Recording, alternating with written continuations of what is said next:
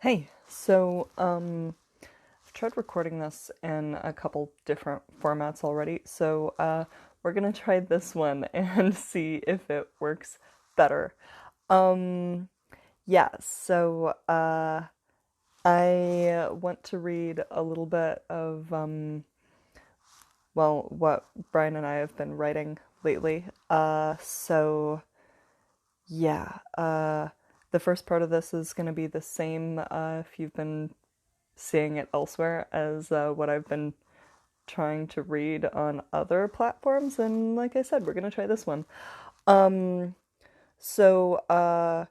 couple things that are important to note. First, this is a work in progress. I would be super excited to get any and all feedback you have. Um, Second, this is not the beginning of like the actual full series of like stories. This is the beginning of like one person's perspective in the stories. So I think it's good to know it's not the like super beginning, but also it's like not really important that you don't know the things before at the moment. Yeah, we'll go with that. So I'll be posting this in I think roughly 10-minute chunks. Yeah, yeah. Okay. Um, I am Scribe Magnanimous of the first tower in the city of Tau, county of Yellowreed Sway, in the free state of Asuria.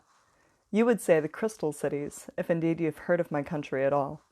It appears many now in the world believe my country to be myth. I am a scribe, a librarian, a scholar, a storyteller. I've been given to understand that this will probably mean little to you, but where I come from, knowledge is sacred, and wisdom is power. We know who we are because our stories tell us, and we know where we're going because we record where we've been. On the day I was first drawn into this conflict, the first contact I or any of my people have had with people living outside our walls in well over 1,000 years, I was rather begrudgingly doing one of my favorite things, telling a story. I had not yet I had not yet ascended to cranehood, and the masters were becoming increasingly concerned, perhaps more accurately frustrated, at the distinct possibility that I might never do so. I can't exactly blame them for that.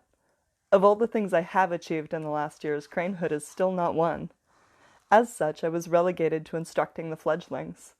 This task is meant for prospects younger than I, and I think it was meant to be demeaning, some sort of punishment for being the oldest in the nest who had not ascended, given up, or been politely but firmly asked to leave.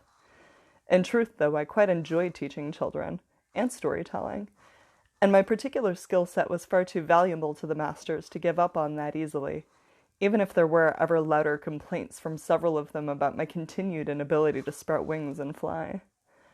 They'd had such hopes for me. They shook their heads and cited lack of discipline and continued allowing me to teach the fledglings and collect stories. Such was life for a time. But I digress. As I said before, I quite enjoy instructing the fledglings. I tell them stories and we discuss them after. Children have the most interesting minds. On this particular day, though, I was somewhat distracted. 4 women had just done what no outsider has accomplished since the Great Walls were constructed. They flew over them. This isn't as easy as it sounds. The great outer walls of my country are as high as mountains, shine bright like diamonds, and are dizzying to behold. This isn't metaphor. It is truth. Already rumors abounded in the city. The most interesting, and consistent, was that they could fly, but they had no wings. I wanted desperately to meet them, to hear their stories, to learn of the world outside our walls and experience that world through them. I was frustrated because I felt this would be quite impossible. No crane master, except perhaps my own, would allow one such as myself to hold converse with these outsiders, even if I did have the best translation skills in the Seven Nests. At least, this is what I thought, as I cast my eyes upward towards the entrance of the first tower of knowledge. I shielded my eyes against the sun and watched as a dozen cranes wheeled in graceful circles about the tower before deftly alighting on the high balcony in human form, and entering. I sighed in frustration. I should explain. We have many libraries, many repositories of knowledge. Some you would recognize as such, and others you may not, but nearly all are open and freely accessible to any who care to partake. The great knowledge, great wisdom, great words reside in the towers of knowledge. These are accessible only from the top, only to those who have attained the enlightenment, the wisdom, to fly in and reach them. Only these souls are trusted with direct contact with the most potent of our knowledge. This is where the meeting to discuss the outsiders would take place. This is where cranes gather. This was the repository of all my hopes and dreams. This is the knowledge I am barred from by my lack of wings. When I reached the courtyard where my students waited for me, I tore my eyes from the tower and temporarily abandoned hope of catching a glimpse of the strange women who flew without wings. I took a couple deep, centering breaths and, as many times before, briefly searched within the still parts of my being for a creature with grace, poise, and wide white wings, and found none resided there. Those places were far from empty, but what did lay there distinctly lacked feathers. But I get ahead of myself. I sat down amongst the fledglings gathered at the base of the first tower. I looked into my students' eager faces, and had hope. I have heard and told the story I told the fledglings that morning, the story I am about to tell you, more times than I can count. There are many versions of it, but this is the first that any of us hear, the foundation of our civilization. When asked to explain my country to outsiders, to tell them this story is always my first thought, because to understand this story is to understand Asoria. I settled myself, and I began to speak.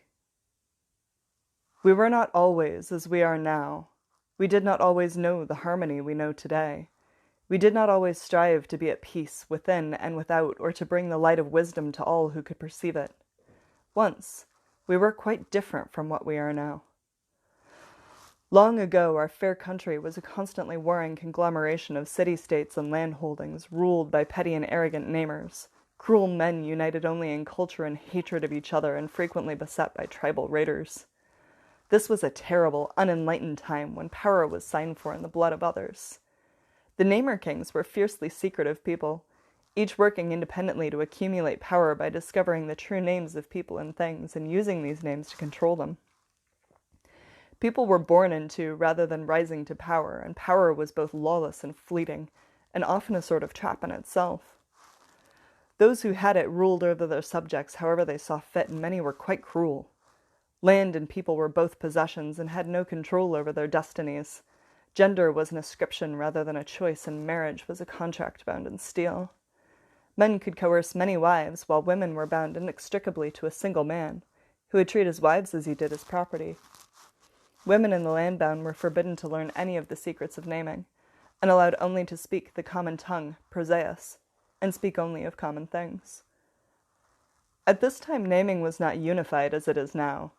Each namer, head of his own city-state or manors, would develop his own naming language and guard it fiercely, teaching only his sons and apprentices who had sworn themselves to him and been bound against betrayal.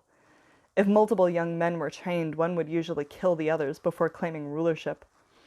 It was an erratic and idiosyncratic way to make sense of the world. Knowledge was gained and lost many times and was paid for too frequently in blood. Understanding was hard to translate, hard to disseminate, and so specific that it was difficult for another to use. Often, a young namer, taking on his father's research, might find an entire system of naming that he could not comprehend. And so training of one's children and apprentices from a young age to think exactly like oneself became common practice. Otherwise, all you had created might be lost as soon as you could no longer defend it. There was no freedom, even for those in power. Our beloved Crane Queen was the wife of such a tyrant.